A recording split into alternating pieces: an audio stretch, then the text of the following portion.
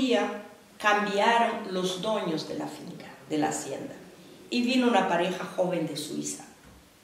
De hecho, yo tengo contacto con ellos hasta la fecha de hoy. Esos señores viven, están vivos. Y compraron esa hacienda. Unos multimillonarios de Suiza, de Lausanne. Esos señores, la señora era muy coqueta, ella quería muchas flores. Era enamorada de las flores, de la jardinería. Entonces ella preguntó al capataz que trajera una persona para cuidar el río, para que los empleados de la finca no iban a pescar de noche, que íbamos a pescar escondido, furtivo, para comer, pero estaba prohibido. Entonces que guardara el río. Y eligieron, por azar de la vida, a mi papá, para guardar el río con una escopeta para matar, ahí era matar de verdad, el que se acercara a pescar, porque no se podía sacar las truchas del río, los pobres. Bueno, y mi papá fue pues, con escopeta, pasear río abajo, río arriba, la parte que la gente iba a pescar. Y la señora llegó y empezó con las flores. Y se acercó un día a mi papá y dijo: oiga, usted me ayude por favor a cargar esa tierra vegetal porque quiero poner unos tiestos aquí. Y mi papá vio la oportunidad, la vida, y dijo: mire, cargó la tierra y dijo: mire, ¿por qué en vez de poner aquí esa planta necesita la orientación de la luz aquí? Ella dice: vale, voy a probar. Por alguna cosa extraordinaria, ajena a nuestra voluntad, la planta salió bien. Ella mandó al capataz a llamar a mi papá. Y dijo: usted las horas, aparte del, no que le daba descanso, después de trabajar, cuidar el río, que venga un par de horas, después de su jornal sin cobrar, a ayudar con las plantas. Mi papá dice: vale, sin problema.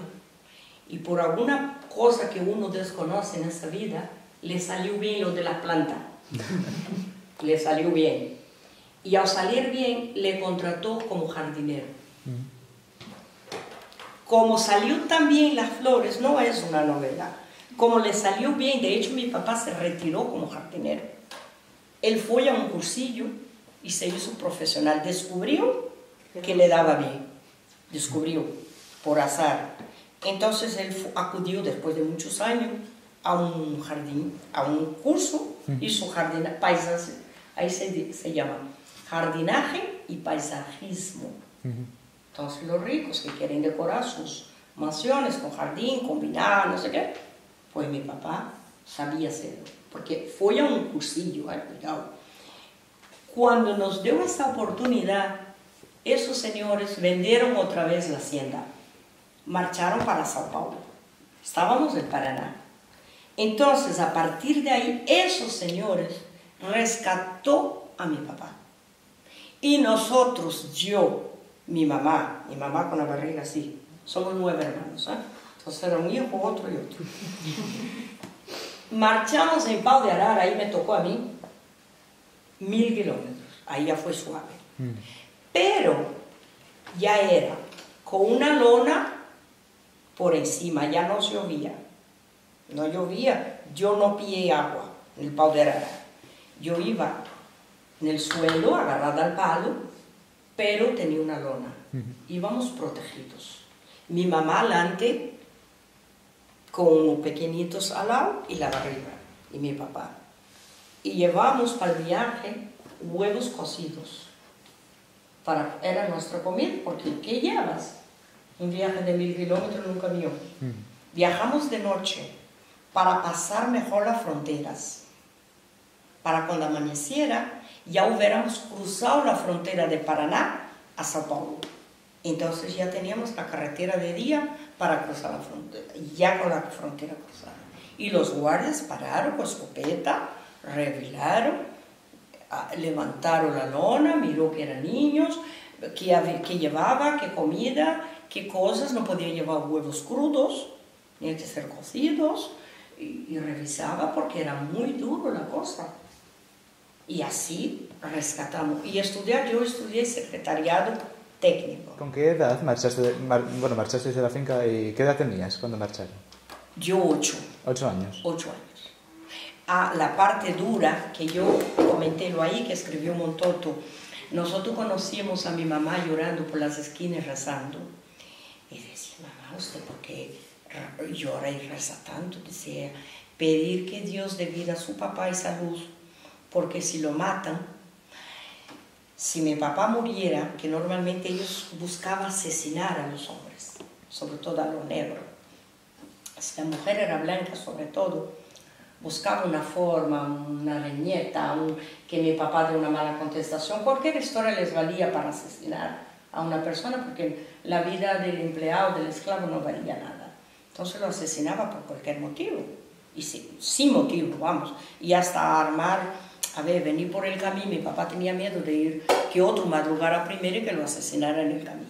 Entonces asesinaba a mi papá, y una mujer viuda con niños no podía continuar en la finca. Le asignaba un marido.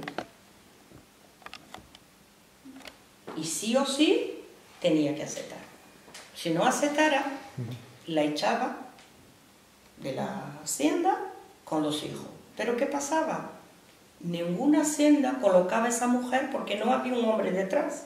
No daba trabajo a una mujer sola con niños. ¿Y qué estaba condenada? A morir de hambre. Porque aunque quisiera trabajar, no le dejaba. No les dejaba. Esa mujer, ¿qué hacía? Y mi mamá tenía miedo que asesinara a mi papá para darle otro hombre.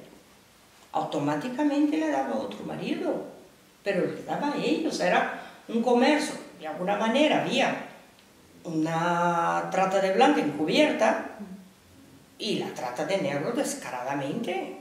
O sea, era una esclavitud en toda la regla. Y nosotros éramos muy niños y veía a mi mamá llorar, claro. Y luego, cuando acababa, por ejemplo, la cosecha del algodón de aquella finca, les llevaba en camión a otra, que a lo mejor mi papá estaba un mes fuera de casa, hasta que no recogiera el algodón de la otra finca, o el café, o el corte de caña de azúcar. Eso fue. Y en la actualidad, por ejemplo, ¿cómo es la situación por ejemplo, de niños en Brasil? La situación ahora es, afortunadamente, voy a hablar de nivel nuestro obrero, de mi familia, es bastante buena. Está prohibido trabajar los niños. A ver, hay partes demasiadamente pobres. Sabe que Brasil es el rey de las favelas y hay todavía niños haciendo cosas, no como África, que está en las minas, obligados. Yo desconozco hasta qué punto. Pero está obligado la escolarización, está obligado en las fincas grandes, está obligado al dueño de la finca poner una escuela, traer una maestra de fuera y escolarizar a esos niños. Hay una edad, yo en mi época era mayor a los 14 años para trabajar. A los 14 años me daba una identidad, era como una cartilla con mi foto, donde decía que yo ya era mayor de edad y que estaba apta para trabajar. Y yo entré en una fábrica de paraguas como mayor y para trabajar. Ya había trabajado en las fincas, pero eso era como esclavitud. Luego, legalmente, cara al Estado, cotizando la seguridad social, era con 14 años. ¿Y cuánto tiempo pasó en la finca desde que llegó hasta que marchó a Sao Paulo? Yo fui criada en esa finca de esclavitud hasta los 8 años. De los 8 años fue cuando nos rescató esos suizos, y a los 10 años mis papás seguían viviendo en esa finca, pero ya no eran esclavos, tenían un sueldo de jardinero. Él hacía de todo la finca, pero él tenía un sueldo, ya tenía un sueldo. Y yo fui a cuidar a un niño con 10 años porque La economía era la que era. ¿Y tuvo que separarse de sus padres? Sí, sí, sí, hasta hoy. ¿Cuándo vino a España? Yo vine a España en el 90. Yo trabajé, después de todo, yo entré en la Petrobras. La Petrobras participó y nos mandó unas cuantas secretarias en aquel momento para cerrar el periódico. Yo no era periodista, yo era secretaria. Venían los periodistas, yo trabajé con periodistas, que fue una suerte. Traíame la información escrita, el resumen de cada uno su sector. Y yo la máquina de Telex, que entonces era Telex, lo escribía. Y con la cinta esa que les digo otro día, ven, porque tengo todavía un cachito de la cinta, eso se metía como si oigo el correo electrónico y pincha y entra, era la cinta, había un sistema, se ponía esa cinta, pinchaba y mandaba para el periódico tal, entraba, va otra vez, pero era una cosa por vez. Volvía a poner, escribía el nombre del otro periódico, antes de las 12 de la noche, cerraba y mandaba el resumen. Cuando usted mencionó el viaje que había hecho junto con sus padres y sus hermanos en camión, Sí. que ya llevaba lona y que los Guardia de la guardias, frontera. cuando destapaba la lona para ver qué llevaba, porque es que mencionó que llevaba huevos cocidos y que no los podían llevar No crudos, podía llevar crudos. porque una comida sí y otra no. Bueno, huevos cocidos, ya estaba, según ellos, estaba muerto el pollito. Era para consumo. Y el huevo crudo era para volver a reproducir. Entonces, según ellos, corrían riesgo de que nosotros marchara con la raza de las gallinas para otro estado. No podía. Es igual que cuando hicieron el estúpido muro en Berlín, en las dos, y dividió las Alemania, y cuando derribaron el muro había gente que no sabía lo que era una determinada fruta que había del otro lado, o una verdura, porque no podía pasar. Nosotros teníamos que decir, mira, un muro, pero imaginario no, guardias con pistolas. No podíamos pasar. La naranja teníamos que comer delante del guardia y tirar la pepita. No podíamos pasar ninguna planta, ni un animal vivo, nada, porque significaba que estábamos traficando con el producto. Solo podía pasar cosas, por ejemplo, un plátano, porque el plátano no se planta la semilla, se planta la planta. Entonces podía pasar. El huevo tenía que ser cocido, la gallina tenía que ser elaborada, nunca cruda, nunca un pollo vivo. Y nos destapó la lona, nos levantó a los niños y revisó todo, absolutamente todo. Y los huevos, preguntó, mi mamá dijo, ¿quieren cocido? Ellos, uno por uno, porque si es crudo, abre esparrama. Sí. Eso es. Es una buena Como curiosidad. son tan típicas las favelas y demás, o sea, ¿podría explicar cómo son y Los de las favelas, cómo se vive ahí y demás? los de la favela, hay un arma de doble filo ahí, desgraciadamente, por la de las que conozco. Yo tuve la oportunidad de hacer un trabajo en las favelas con mujeres para la prevención de enfermedades y de más hijos, porque son la gente que más pobre están, que no utilizaban en aquel momento anticonceptivo, y había un programa del Estado para enseñar, para ayudar a una mujer que a lo mejor tenía 7 hijos, joven, sin trabajo, en esas condiciones infrahumanas, por lo menos poner método para que no tuviera mucho más. Bueno, y las favelas es la gente que no tiene condiciones de pagar una casa de alquiler, se agarra 4 chapas, literalmente chapa y hasta cartones, créame, cartón, de cartón, y montan un tenderete, con 4 chapas, con 4 ganchos, con lo que pueda, o una chapa de cartón por encima, de lado, y entra dentro del suelo, sin nada. ¿Qué pasa? Cuando llueve, aquello desarma literalmente. Llueve más dentro que fuera. Eso se va abajo. No tienen ninguna higiene, que no tienen literalmente baño. Para ducharse caliente el agua y con un caldero, las necesidades básicas en una lata y después tiran fuera.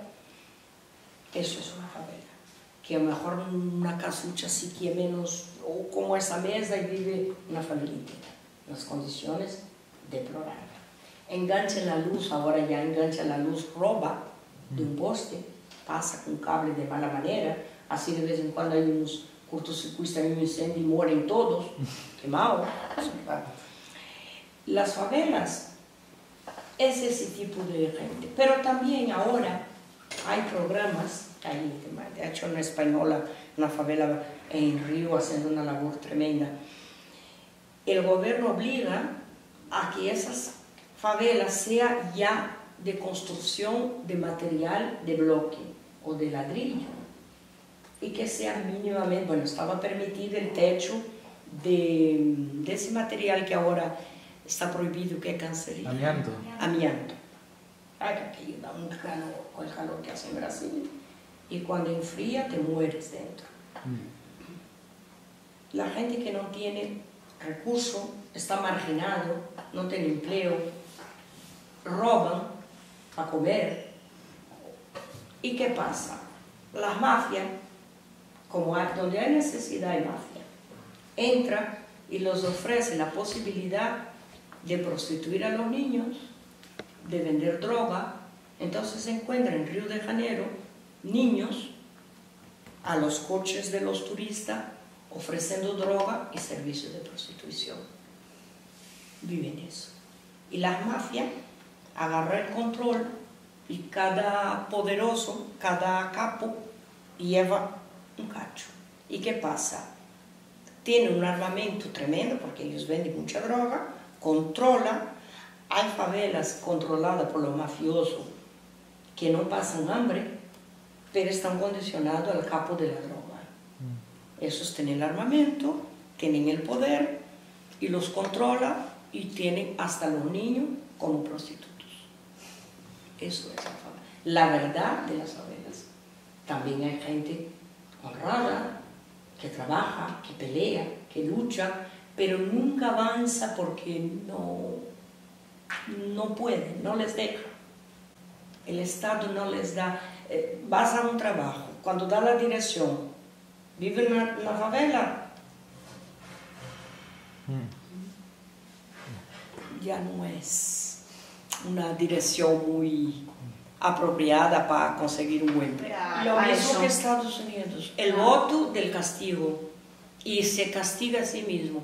Para mí es un regreso a más de 30 años, porque cuando yo fui criada estaba la dictadura militar, los presidentes eran coroneles, eran militares, era el coronel no sé qué, el coronel no sé qué, hasta que rompimos.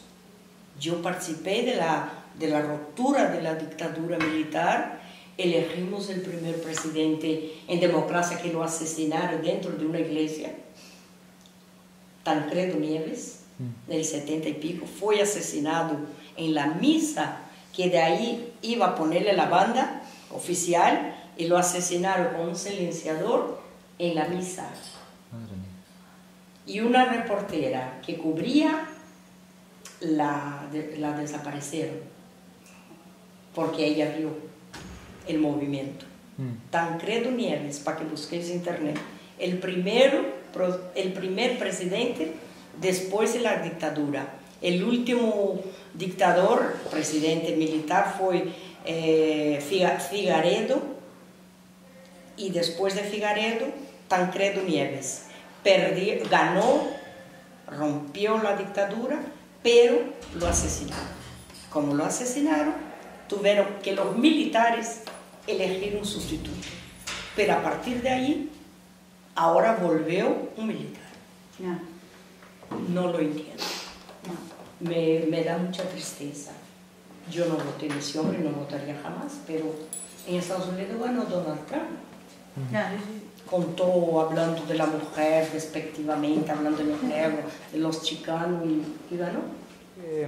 Cuando fuiste a la ciudad, bueno, a cuidar con la maestra, que no habías visto que... No sabía lo que era una ciudad. No, pero que te entendí que no habías podido volver a ver a tus padres. Sí, sí, ¿Fue lo que sí. ocurrió? ¿Que no los pudiste ver nunca más? No, he vuelto a ver a mis padres, sí, sí, sí. Yo no he vuelto a vivir ya, porque yo de ahí, de empleada de hogar, fui interna de un lado para otro, trabajando. Cuando mis padres se dio a la ciudad, yo estaba interna de empleada de hogar, y cuando he vuelto con mis padres, la casa era muy pequeña y no cabíamos, teníamos que estar interna porque no teníamos donde dormir. Y cuando pude regresar, que reanudé mis estudios, yo ya era mayor, ya tenía unos estudios, yo ya trabajando en 2 o más empresas, yo ya me podía pagar un alquiler con un grupo de amigas para poder tener acceso a los estudios y al trabajo un poco más, porque mis papás vivían a las afueras, en la periferia, y eso eran muchos kilómetros de la ciudad y no me daba tiempo a trabajar y estudiar y ir a dormir en casa de mis padres por la distancia. Ahí las distancias son espantosas. Los barrios ahora están mejor. Cerca de casa de mi mamá ya hay una universidad, que es un logro. Ya tenemos luz en la calle, las calles están pavimentadas, tenemos el barrio donde viven mis padres, hay alcantarillado, hay luz eléctrica, está pavimentado, que yo no conocí eso hasta después que he vuelto de España.